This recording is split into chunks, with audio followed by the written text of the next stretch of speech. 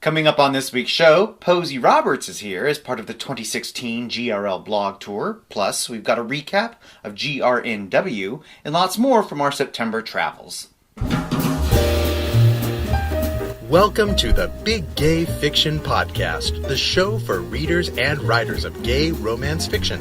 If you can read it, write it, watch it, or listen to it, these two guys are going to talk about it. Now, here are your hosts, Jeff Adams and Will Knaus.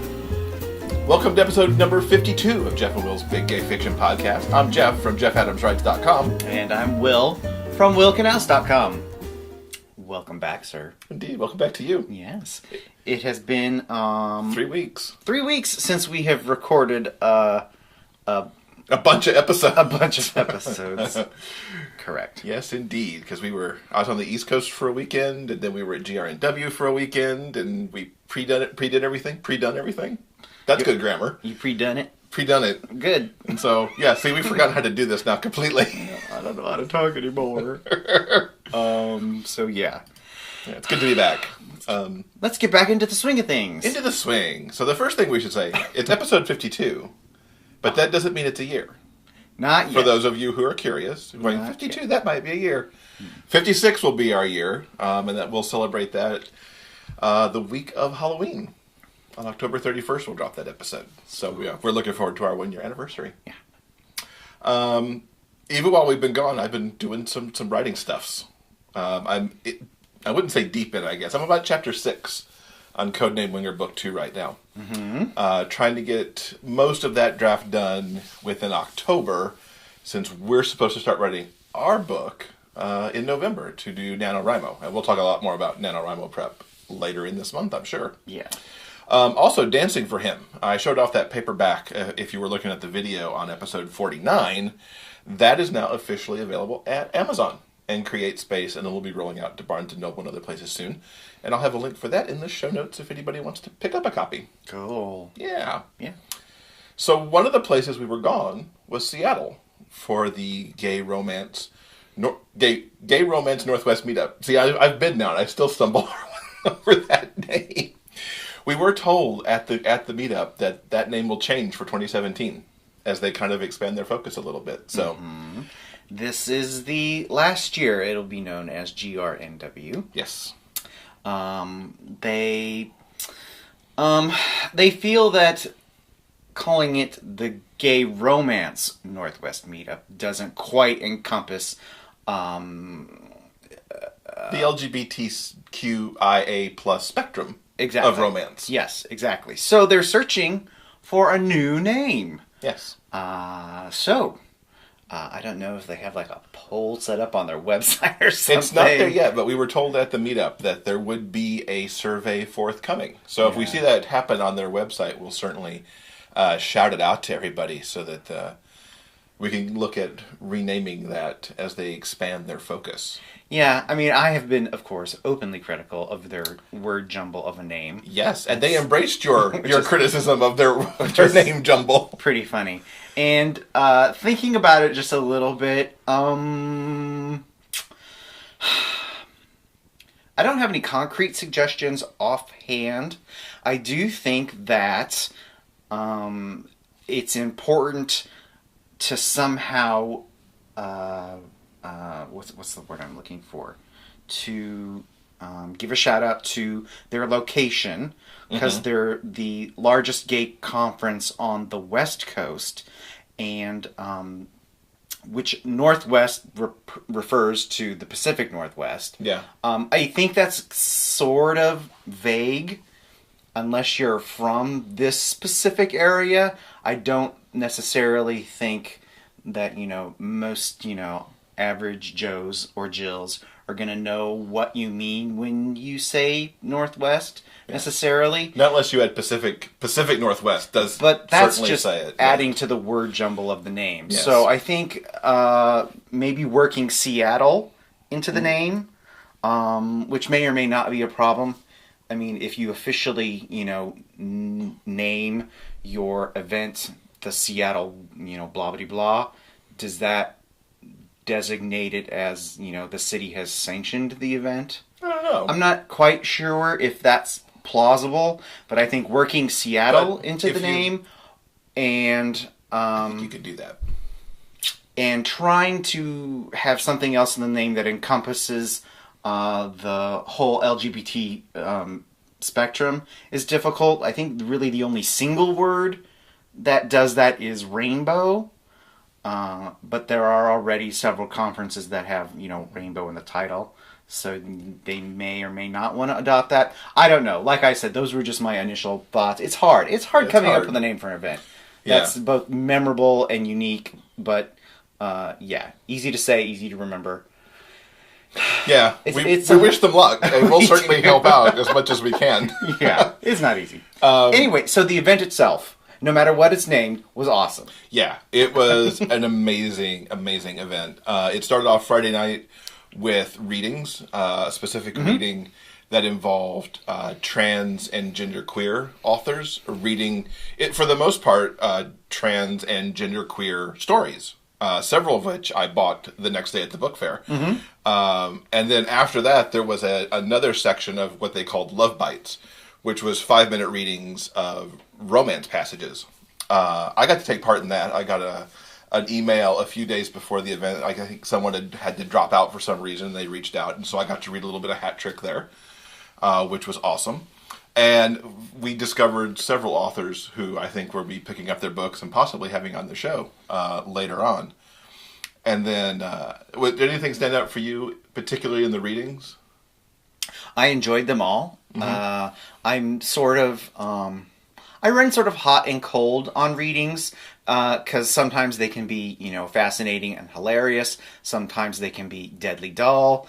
You never know what you're going to get when you go to one. It really depends on the author and the material that they're sharing. I was very happy with everyone who read. Yeah, I would agree. Because really good event. I think we heard from, I want to say, more than a dozen authors across the 2 hours. And I was pleased by a lot of what I heard. And then the panels the next day were really good. I wish we could have cloned ourselves so that we could have hit more of them, because there were usually 2 or 3 running at once. Yeah. GRNW is essentially a one-day event. Everyone gathers for the keynote, and then afterwards you break out into different sections of the Seattle Library. You can attend different workshops, different panel discussions. Yeah. So it was all good. What was the first panel we saw? What was it called? We went to one that was... Okay, we should have written down what they were called, yeah, but I know what they were. We went to the trans panel, where they talked about what it's like writing for that audience. Not only the stories that they want to tell as trans authors and genderqueer authors, but also the industry behind it and how hard it is sometimes to get a publisher to take your work or to find the niche of your audience. Yeah. And then we went to the bi-erasure panel as well, which talked about exactly what that is. Bringing bisexuality into the stories and having both readers and, I was surprised to find out, publishers understand that bisexuality is part of the spectrum and not just something that's there because somebody doesn't want to commit to being straight or commit to being on the gay side of the spectrum. So it was a fascinating discussion. The GRNW website, which we'll link to in the show notes, because it's a clunky website name too, has put up recordings for most of the panels well as the keynote. Yeah. So if you were not part of the couple hundred people who gathered in Seattle that Saturday, you can pick those up online and listen to them. Most of them are linked up on YouTube from their website. The other thing we should play for the folks that we have. Towards the end of the day, we talked to the executive director of GRNW, Tracy Timmons Gray, about the grassroots effort that has really turned this into what it is, being such a large gathering in Seattle after just 4 years. You've talked a couple times this weekend about what the mission of GRNW is. Can you share that for the folks who are outside the Pacific Northwest? Sure, and thanks for asking me. Hi, this is Tracy Timmons Gray. I'm director and lead volunteer of Gay Romance Northwest. We are a nonprofit volunteer-run initiative housed within the Seattle Riding nonprofit Old Growth Northwest. And our purpose is to celebrate the awesomeness of LGBTQ romance fiction. And we celebrate it and specifically try to create spaces to celebrate it, opportunities for authors, etc. Because oftentimes there isn't a lot of access to these wonderful books. So bookstores oftentimes don't have them in the bookstores. They're not often found in libraries. There's not a lot of public reading events celebrating queer romance stories. And so what we started with was the fact that there were so many queer romance authors in the Pacific Northwest that we thought, hey, if we start building spaces where people can come together to do readings and to come to a conference and to start doing community book drives to support libraries, we can have a lot of impact in increasing and expanding awareness around queer romance books.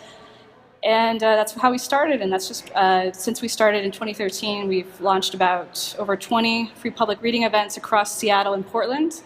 We've done 4 years of the annual Gay Romance Northwest Meetup Conference with the hundreds of attendees every year who come, and we gathered around over 1,000 book donations for Seattle community LGBT libraries. And so and along with that, working with the Seattle Public Library to help increase their own collection, and thanks to all their hard work, they've added more than 500 books to their collection since 2013. So a lot of our mission is about increasing access, increasing visibility, and ensuring that people who are really looking for queer romance books, or maybe never even heard about before, they can find them and really find the books where they see themselves reflected in.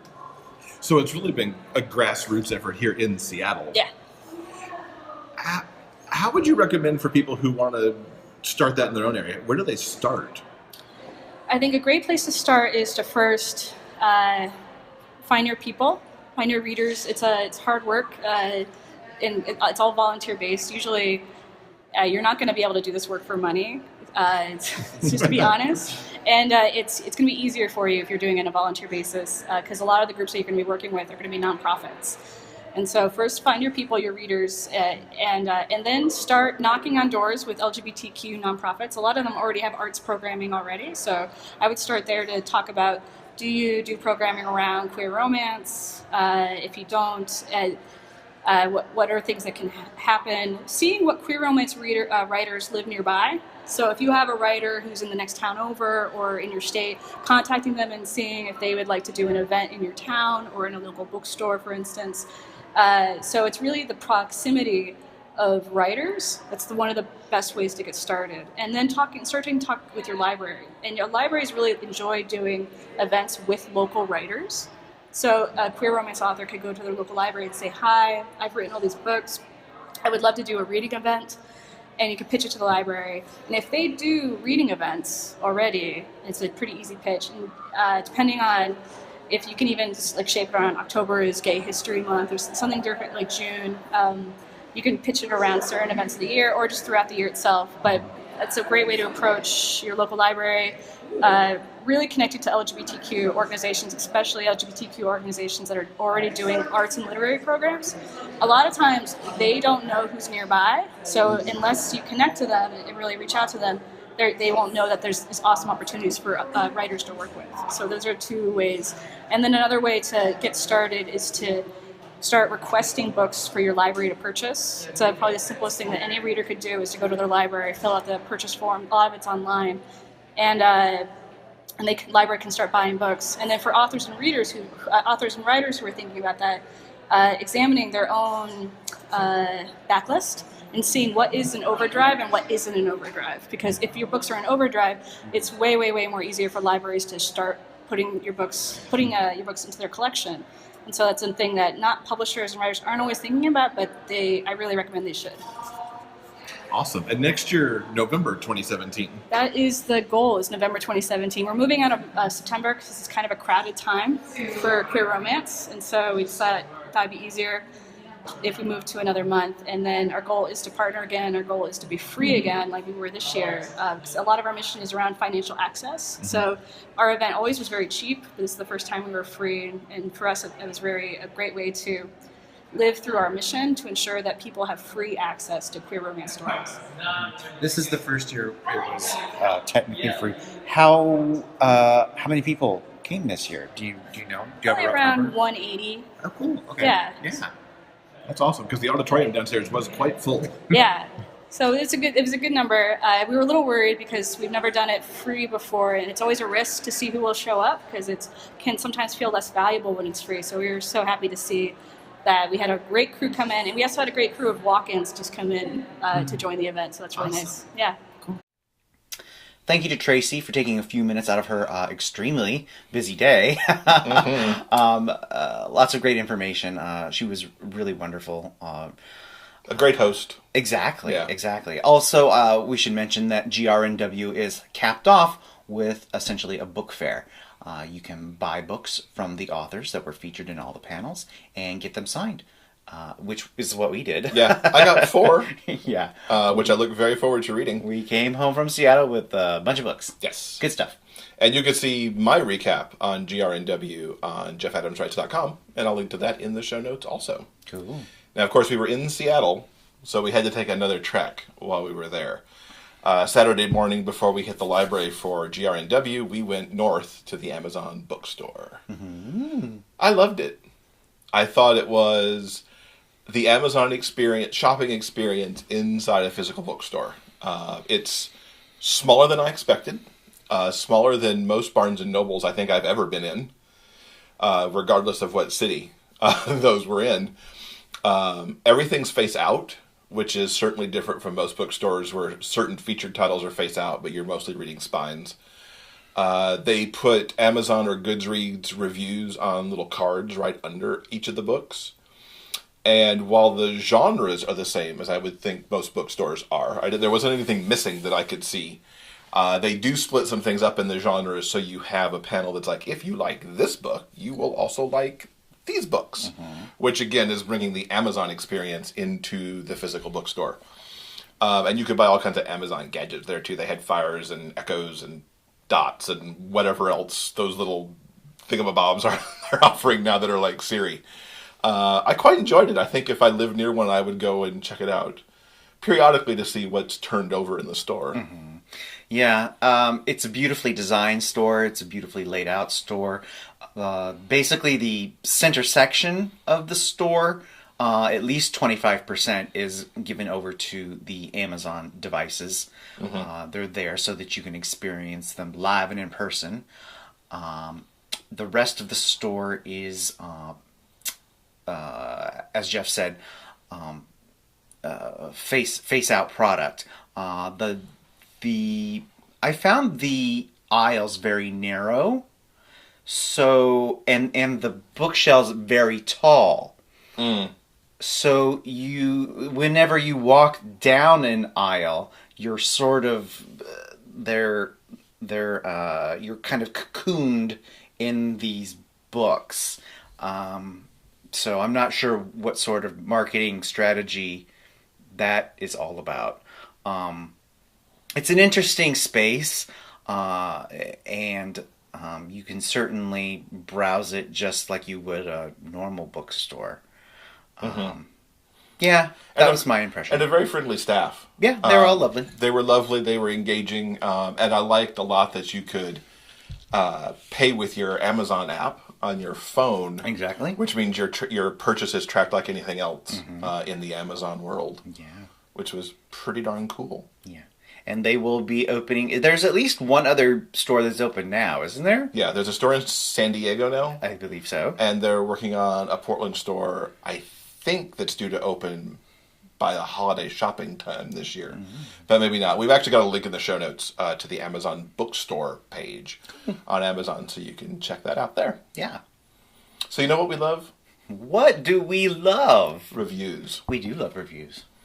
As we approach our 1-year anniversary, it would be great if you could take a time out, if you've been listening to us, whether you're a new listener perhaps that we've picked up because we had some things at GRNW, or because you caught us on International Podcasting Day, which was back on September 30th, or if you've been with us the whole time. We would love it if you left a review on iTunes or Google Play Music or iHeartRadio, wherever you happen to pick up the show.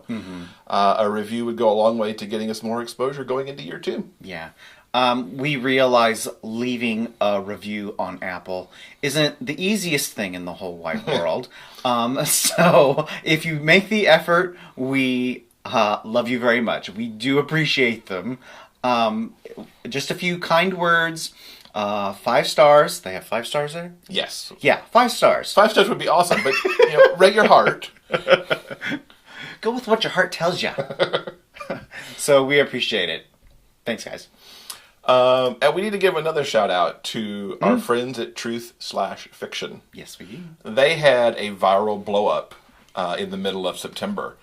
I witnessed it while I was on the East Coast as our Twitter got liked for their episode that they were on back in number 41. It seems that the One Direction group known as the Larries, which are the people that ship Louis and Harry, discovered the show, and it just took off. They've become, for us, it became our number one YouTube episode ever, with over 1,500 views now as we record this episode at the 1st of October.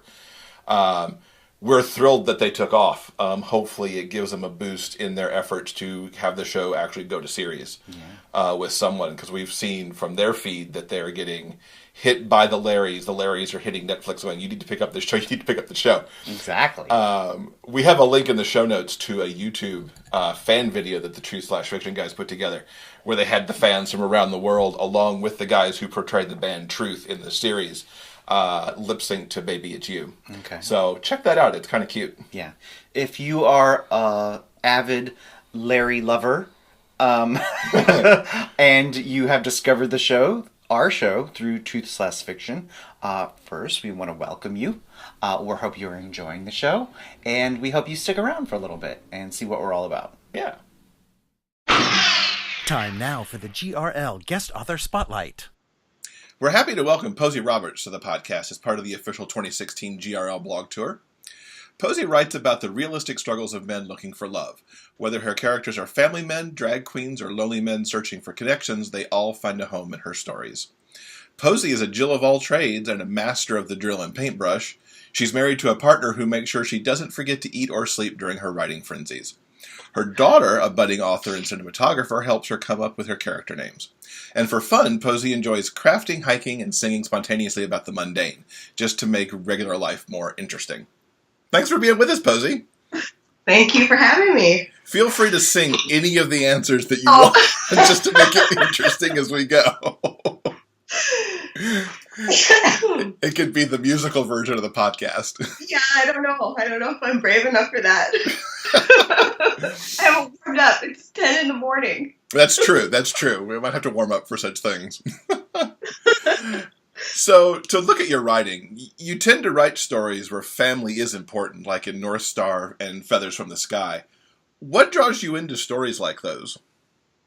I think the thing for me is that our family of origin, for good or evil, shapes who we are. They're with us.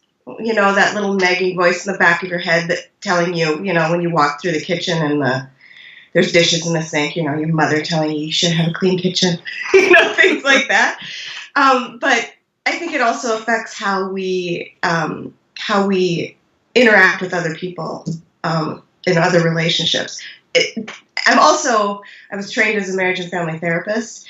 My degrees are in family science and child development, so it's kind of my lifelong passion. That is the one passion that I have in life, is families, and trying to create as strong of families as we can, or help those heal who grew up in really horrendous conditions. And I don't want people to feel as if they are stuck because of where they grew up, how they grew up. I mean, I'm kind of one of the, some people think I'm an example. I'm not, I don't think I am, but I was adopted. But I was adopted as a baby, so was my sister. And we had people always asking us about, what about your real family? Don't you want to find your real parents? And our answer to that always was, I live with my real parents. There's no need to find my real parents. My birth family, that's a totally different thing. And no, I never had a desire to find those people. And my life wasn't less than because of that. So, and I'm not a victim of being an adopted child like so many people tend to think that I am. And I'm not. And I don't want, we grow up with the families we have, and we have to make the best of it. Mm-hmm. And sometimes you create the family you need. And I think Exactly. that's certainly something that runs through a lot of gay men experience, depending on how they were treated by their real family. Yes, and often we search for the thing exactly opposite of what we had. So if we had a very cold and distant family, we actually tend to go towards the opposite of that. And then sometimes our brains take over and tell us we don't deserve that. Mm. And then we start falling in love with somebody who's cold and distant. Oof. Yeah, well, that's one of the reasons I like to write about chosen family. I write a lot about chosen family in my books as well because, well, the series I'm working on right now, I mean, that's all about chosen family. So, mm-hmm. And in North Star, it was both of those, and that's a trilogy, Spark, Fusion, and Flares, and that was a family of origin story to the created family to then they have kids. And what kind of a family do we want to be? And there was bullying in that because of the way that their family was made up and the kids got bullied and such. So, and always sticking together. And Hugo and Kevin were this foundation for pretty much everybody in that story. Mm-hmm. All the way through. From high school on. So. Speaking of series, this last year you published 2 more books in your Naked Organic series. Farm Fresh and Pick Fresh. Now, that series is in a commune outside of Portland. Where did the idea for that one come from? Because commune is certainly a whole different kind of family situation. Yeah, and that's usually what I hear anytime the book is reviewed is, I've never read anything like this before. Okay, I'm kind of inside, I'm a hippie. I mean, I grew up in the 70s with my bell bottoms and my long hair, and it's like I was born 10 years too late. And I don't know, there are communes around where I live right now. There were little not necessarily communes, but communities where I grew up in North Dakota, like the Hutterite community and such, which are very closed off communities, like similar to the Amish. Their belief systems are different, but right around here there are some genuine hippie colonies or communes, excuse me. And my daughter's early childhood special ed teacher, when my daughter was really young, she had a teacher come help her because she was born with a lot of birth defects. So, and she actually lived on a footprint, I mean, 0 footprint. They sold their electricity that was solar generated to the city of Decorah, and that got my head going. And I took environmental studies in college. This would have been 1989, and I came back home and I was just the most pretentious. Just after freshman, oh Mom, we got to do this, we got to do that, we got to recycle, we got to do this. I was so pretentious, and my mom kind of looked at me and was like, "We've been doing that. We've been doing that for years." And so I just wanted to go in and explore what would it really be like to live on a commune. And I wanted it to be sexually free. And I wanted it to be made up of LGBTQ people. And one of the things that I really wanted it to be a place of healing. And maybe that's how it started out for way back when people were being ostracized, because it came to be in the 80s during the AIDS crisis. And then it was no longer as much of a crisis. But then there's this one man, Leo, who lives in the Yellow House, and he basically invites men that need a little bit extra help to get past their pasts. So, and the rest of the commune is made up of all sorts of different people. So that's got to be a lot of fun to write, to have all those different character types mixed together. It is, and it's, oh my God, you wouldn't believe the plot bunnies that have gone on in my head. I really do it. I would love to do a spin-off series that goes into more, not just male, but do MFM and MMF and just switch it around. I don't know if I can market that under in the same way. I'm going to have to search for a different audience, I think. But I'm really excited to explore that. How many books do you foresee in just the Naked Organic series as it sits right now? 4. It's going to deal with all 4 men in the Yellow House. So the first book was essentially Jude's book, and he grew up in a really religious home. He's just finishing college and had a pretty bad past. And kind of this is about the only way he going to this sexually free commune to. This is probably the only way he could have gotten over what his father did to him. And then the second book is about Hudson, and he basically ran away from home at 19 to get away from parents who stuck him in a pray away the gay camp and so on and so forth. He's been there. He's 30 years old now. And then the next book is going to be Charlie's book. And I was supposed to write that this summer, but it's such a scary book for me to write that I don't know. I've just blown it off. It's going to be a tough book because I've hinted at stuff that's happened to Charlie. Nobody really knows how bad it was with Charlie. We'll see. I'm going to heal it. I'm going to make everything better. And he's the funny guy. He's the funny one in the group. And then the last one is Leo, and he's the founder of the commune, and he's 53 years old. And so basically, it ends up. It starts off. You think it's going to be a book about a foursome. It's not really. I mean, it is sort of, but it's really Hudson and Jude together, and then Charlie and Leo together. So it's just occasionally they get it on. It's a sexually free commune, so yes. That's right. Now, you mentioned in just those 4 books alone some heavy topics that go through the books. What draws you to dealing with those topics? Because it sounds like from in that description of the third book that it gets a little tough from the author's side. Yeah.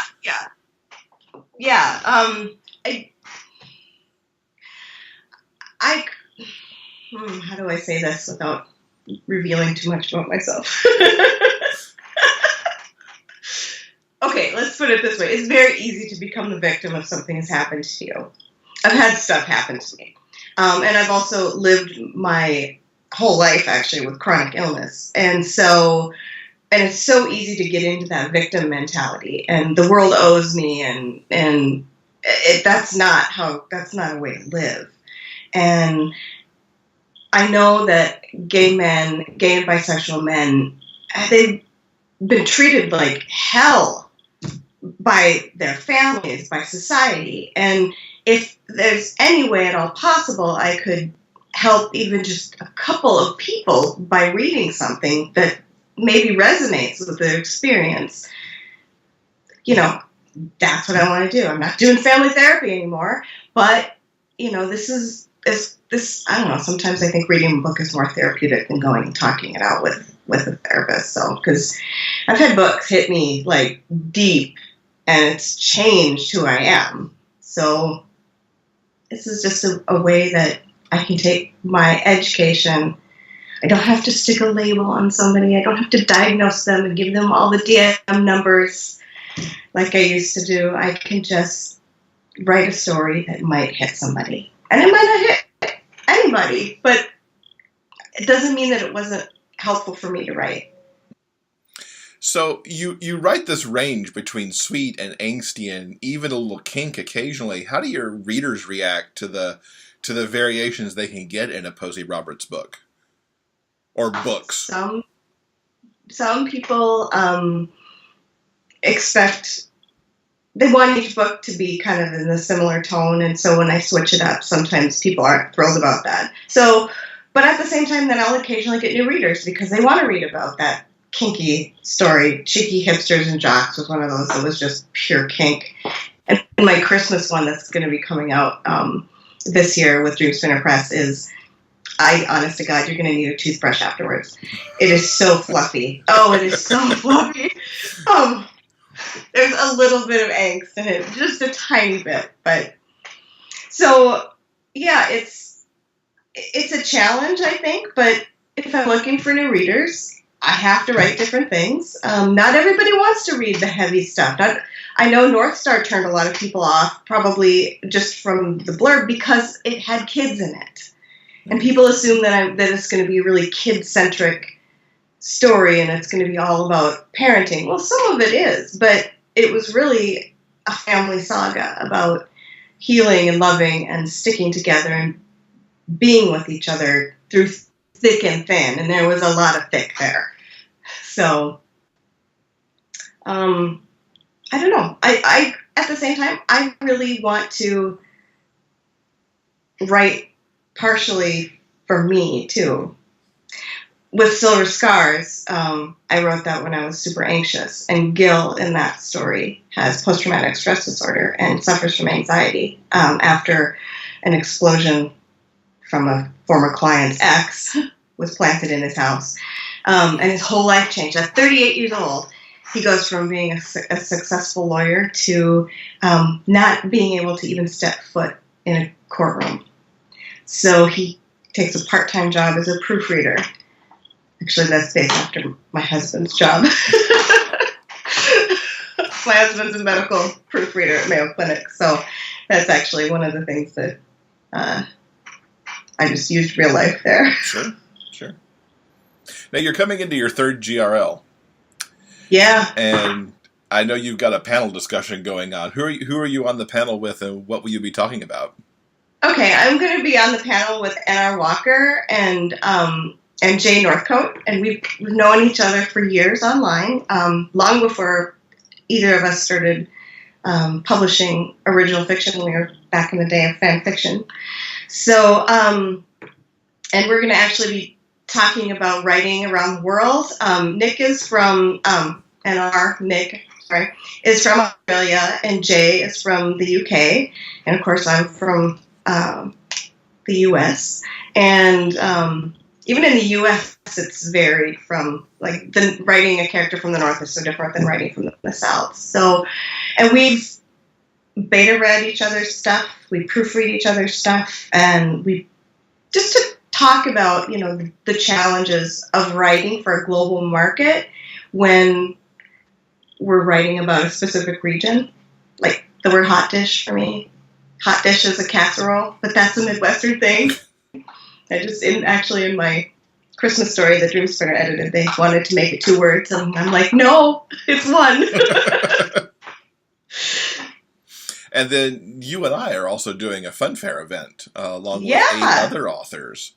A little Jeopardy style game and some other trivia and truth or dare and stuff. And yeah, that's going to be fun. I'm excited to see what's going to come out of that. But we have awesome prizes from everything that I've seen. So you put together a Kindle with, like, how many stories are on it? Like, there's 25 books in it right now. Wow. Yeah. That's a great prize. Yeah, and then there's Not to mention, I think people are bringing, like, paperbacks and swag and all sorts of stuff, right? And gift cards. It's going to be a fun event, so hopefully everybody will join us for that on the Fun Fair on Friday. Yes. That sounds exciting. Anything you're looking forward to in Kansas City in particular? This is going to sound weird, but I'm really looking forward to the ride down because I get to be with a reviewer friend of mine and another author friend. My author friend, Tina Blanky, used to live literally a couple blocks away from me, and she's moved out to the East Coast. So, and I haven't seen her in over a year. So we'll get to hang, which will be great. Yeah, it's going to be exciting. And I'm just meeting all the people. I'm doing the featured author thing for the first time this year, which is scary for me. I've done the support author, and I kind of felt like I could blend into the background a little bit more, but we'll see. I really do enjoy meeting readers and getting to have kind of one-on-one chats with them. So that's probably the thing that I'm most looking forward to, getting to know people, even if I don't remember their names, because I suck at names. I'm the same way. I can recognize you. I'm always looking down because the name tags are down on the belly. I'm always looking down at people. I'm so sorry. And then ultimately, at least in my case, they're always flipped over too. So you look down and then you can't see what it is anyway. Oh, I know. Last year I just got bold and I said, "Can I see your name?" Oh, okay, now I know who you are. So what's the best way for people to keep up with you online? I'm on Facebook most often. My blog is PosyRoberts.com. That's probably the other way. Facebook, I have both a Facebook page, which is just at Posy Roberts, and then my other page, I think it's Posy Roberts 11 or something like that, or 3, or I don't know it off the top of my head. And I do a little bit on Twitter, but I'm not that great with Twitter anymore. Instagram, I love Instagram, but that's more just for photography, for fun. That's fun, though. So we'll link up to all that stuff in the show notes, along with links so folks can go buy your books. Posy, thank you so much for being with us, and we look forward to seeing you in Kansas in just a few weeks. Okay, thank you. Look forward to seeing you. You can follow the GRL Blog Tour by going to gayromlit.com/2016 blog tour.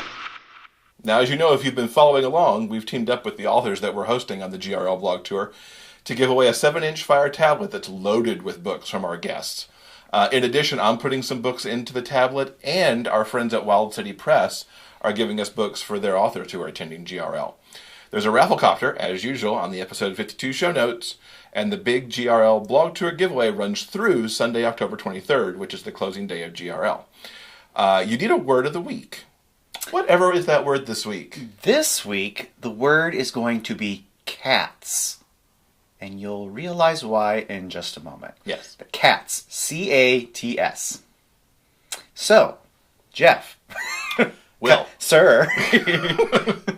Not only are we pimping the GRL Blog Tour, you are associated with yet another blog tour that's going on right now. That is true. This is, I believe, the 3rd, maybe 4th year even, that a dozen authors have gotten together, and we've been brought together from T.M. Smith, who you also know as Tammy Middleton, who's a friend of the podcast. Mm-hmm. She each year has been putting together the Dirty Dozen blog tour, and that's where a dozen authors each submit one question, and then for the blog tour, the 12 of us answer those 12 questions. The blog tour kicked off on October 1st and runs through October 12th. You'll find me on Ellie Franks' blog on October 11th. You can see the entire schedule for the blog tour at jeffadamswrites.com on the homepage, and I'll link to that in the show notes as well. There's also a giveaway that we're doing, because, what's a blog tour without a giveaway? Where if you do the rafflecopter that's associated with each post on the tour, you'll have the chance to win one ebook from each of the 12 authors. Oh, that's good. Yeah, and it's a great lineup of authors, but you'll have to go to jeffadamswrites.com to see that whole list. Cool. Yeah. Yeah, so get on that, check it out, and give it a look-see, because, that's a really good prize. I'm impressed. Yeah, I mean, one book from each of us, and I think you get to pick it, for most of the authors, you get to pick it off their backlist.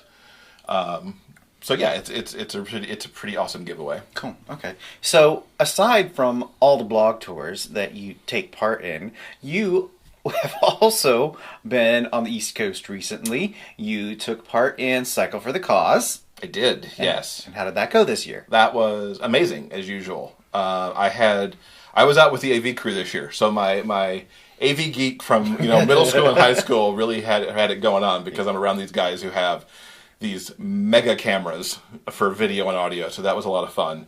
I got to cheer on riders at really diverse points in the ride, because we would pull off to take shots at places they weren't expecting to see us. Most importantly, the ride made over $1 million this year for the first time ever. That's a record amount for the ride, and it was incredible to see that number turned over at closing ceremonies. I did have an opportunity to interview Glennda Testone, who's the executive director of the LGBT Center in New York, to find out how the money raised on Cycle for the Cause is used, and why someone living outside the tri-state area would want to donate for this cause. So I really think that AIDS awareness lives with all of us. We need to be talking about this. We need to be spreading information, and every little bit that we can do in pockets of the country, in this case in New York, really spreads all over, because we're all connected. Folks live here, they travel there, they move, and we really need to make sure that we're all working to end the epidemic by 2020. That's the goal of New York State. I was a member of that task force, and we really can do it if we all become aware, we get committed, and we really do everything we can together. Awesome. Now, what do you do here at the center in particular? I know that it serves Sure. 6,000 some people. Is it a week? 6,000 people a week come to the center, mostly LGBT from the tri-state area, all 5 boroughs of New York City, and we provide HIV testing, we do education, we do prevention, especially with young people. We're really training the next generation of AIDS activists, and we need that because we can't become complacent. We're connecting people to PrEP, and we're helping with economic empowerment opportunities to make sure that people can support themselves and be healthy overall. And there's an amazing youth contingent in the ride this year Yeah. with the Fearless Flyers, who are 15 strong this year. Yeah, first ever youth team, over 10 members, and they've more than doubled since last year, and they are incredible and inspiring, and I wish everyone could meet them. Yeah, they're an incredible team. I've been watching them all weekend, supporting each other, supporting others on the ride. It's been incredible. Well, Glennda, we will let you go. Thank you so much for being with us for a few minutes. Thank you. Keep on keeping on, everyone. So my donation link is still active and will be active through the end of October. If you want to push this effort beyond the $1 million it's already got, that would be awesome. And I do have to thank everybody who donated to me this year. My goal was $2,000. I made just over $2,400, which is awesome. Oh, good. But you can add to that through at least the end of October. Okay. So if you're inclined to do so based on what you heard from Glennda, that would be awesome. There's another link I've got in the show notes that's actually from the closing ceremonies as everybody's coming in, and it has Glenda's closing speech. Yeah. So I'll have a link to that in the show notes as well, and you can check that out if you want. Cool. So you were a really busy boy. Not only did you take part in Cycle for the Cause, you also did some wacky touristy stuff too. So yeah, I was in the city Sunday afternoon after we came in from closing ceremonies, and Monday. Sunday night, I went to see Cats, the revival of which opened up, I believe it was in July. I had to go see it mostly because Ricky O'Dea from So You Think You Could Dance, winner of season 11, is in it, and I have a mega So You Think You Could Dance crush on him.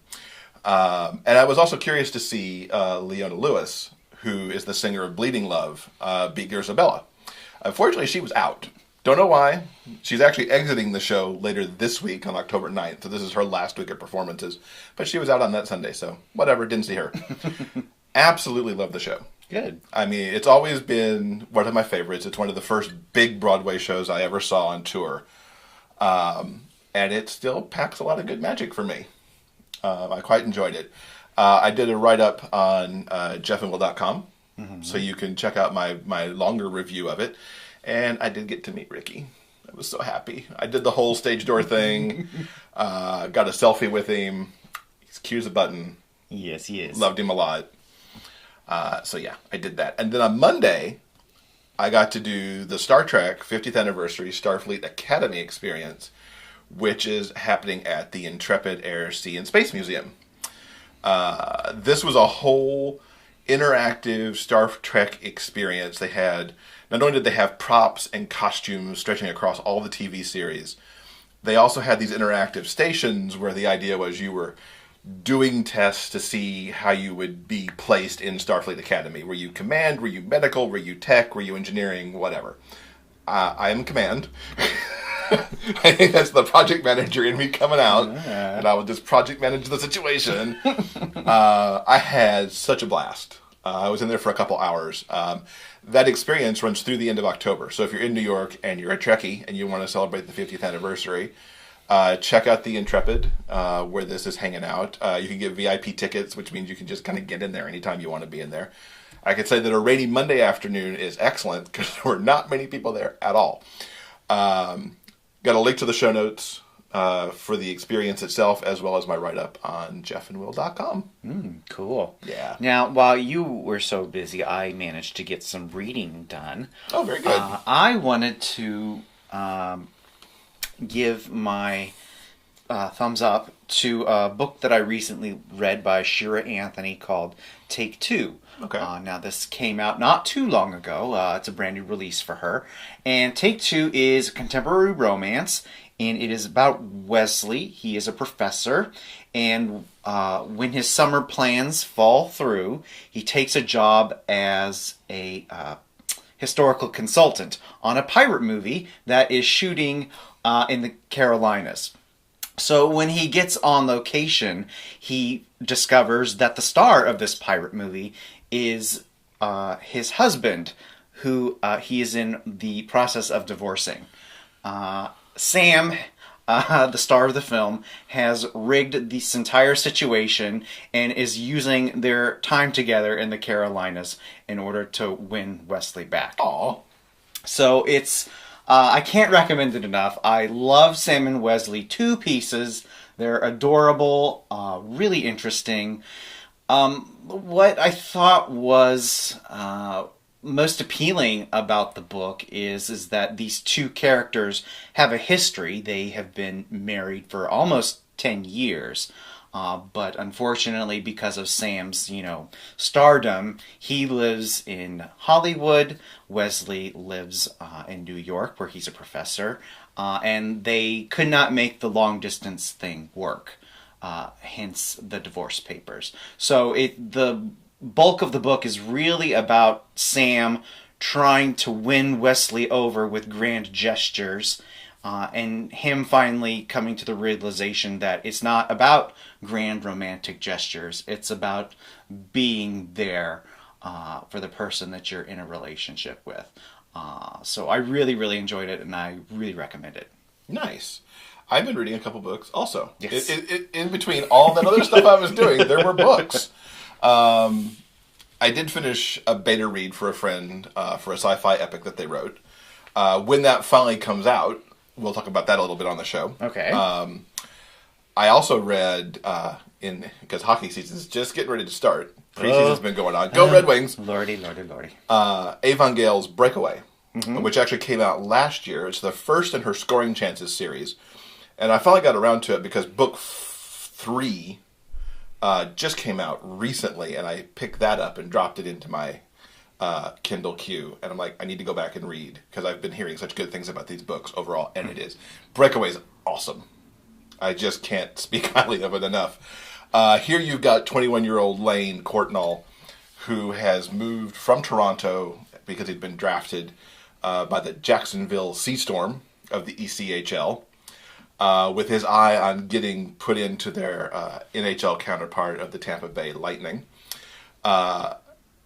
He is very socially awkward. Imagine Sheldon from The Big Bang Theory without all the smarts to go with it. And just all of his social awkwardness. He's alienated his teammates, and to help get him back in with his team, he's actually having a throwdown with their biggest rival, gloves off, trying to beat up this defenseman named Jared Shores, who plays for the Savannah Renegades. Turns out that was the first spark of a relationship for these two. And an adorable relationship it is. It's a little bit May-December because Lane is 20, turns 21 in the book, whereas Jared is 32 and thinking about retiring at this point. For Jared, this relationship helps him rediscover his love of the game, and that he can have a relationship that is not a damaging one to him. For Lane, everybody kind of tries to get him a little less socially awkward, which works to varying degrees.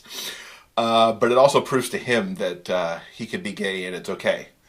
They have a delightful romance, these two who come from such very different backgrounds. I can't wait to see in future books how their ending gets carried over with some of these other characters. I've already started the second book, which picks up with the goalie from book 1. Kind of, it's his story now in book 2. So check out the Scoring Chances series, and I have on jeffandwill.com a review of Breakaway that I'll link to in the show notes also. Cool, that sounds good. Yeah. Okay. Well, I think that's going to do it for this week's episode. Look, we remembered how to do a show. We did. Yeah, we did. Yay for us. Coming up next week in episode number 53, Ellie Franks will be here for the GRL Blog Tour, and we'll be talking about the charity hockey anthology, Changing on the Fly. So you can't get away from the hockey. Yeah, it's that time of the year. I don't know. It is. I'm resolved. I've accepted. Can't fight it. That's right. All right, guys. Hope you have a good week. Okay, see you next week. Bye, guys. Thank you for listening to Jeff and Will's Big Gay Fiction Podcast. New episodes are available every Monday at iTunes and other major podcast outlets. While there, subscribe to the show and please consider leaving a review. For detailed show notes, links, and to sign up for the monthly newsletter, visit biggayfictionpodcast.com.